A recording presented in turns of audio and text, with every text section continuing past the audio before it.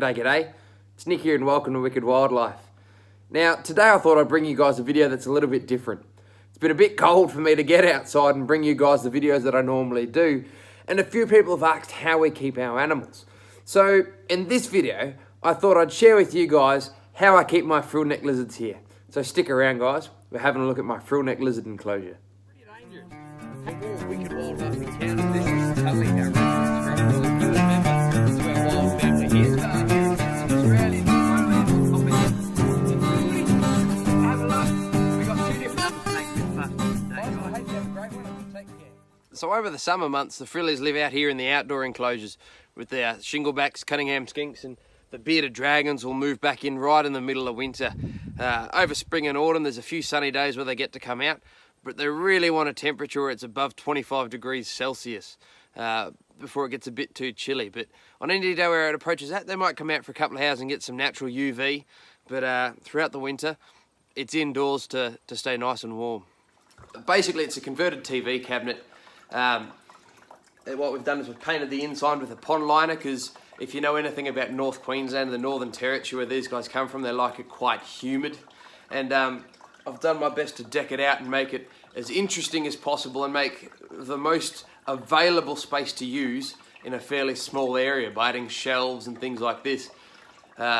It's pretty easy for people to get caught up on how many inches or how many feet wide an enclosure's got to be, but if it's not usable space, it doesn't really apply. So for frillneck lizards, vertical space is what's really important. So lots of vertical branches.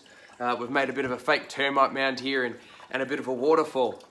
As far as heating and lighting goes, these guys are of course found in the northern states of Australia and the southern parts of New Guinea.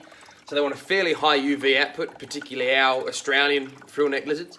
So they've got a 10.0 UV bulb going across the top, and we've got a couple of Exo Terra heat lamps to provide heat throughout the day. One of which is sitting right over the top of a basking cell. So right on here it gets to sort of 50 degrees Celsius for all you guys who speak the real tongue. And other light over there basically just provides some ambient heat. So as far as diet goes, these guys are entirely insectivorous. Very rarely they'll take a few chopped up greens, but basically living off king mealworms and black field crickets and the occasional moths and grasshoppers and the like. As a substrate, we have cocoa peat with a tiny bit of sand mixed in. Partially as an egg-laying substrate. These guys are just starting to reach breeding size here, but unfortunately I think I made a bit of a mistake and moved them into this new enclosure right as they were coming into breeding.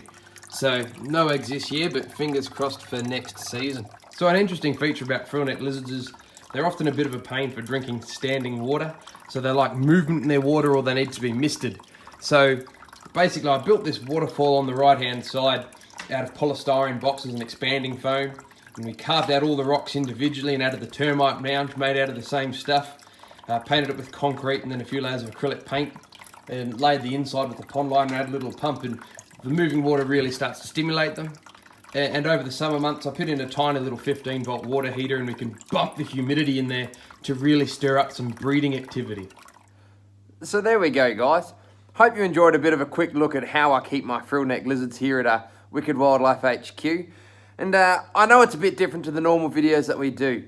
As a general rule of thumb, I've sort of steered clear of the husbandry and reptile industry side of things, and largely because there's so many other channels out there that do it really well. So let me know if you'd liked this video. We will bring you some more of this stuff. But in the meantime, if you did enjoy this kind of video, there's a couple of channels I'd like you guys to also check out.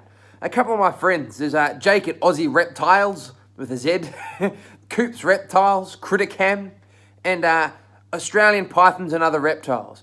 Are a couple of really good channels that talk more about husbandry and enclosures and colour variants and all these sorts of things. So if you like this video, let me know, but also check out those guys as well.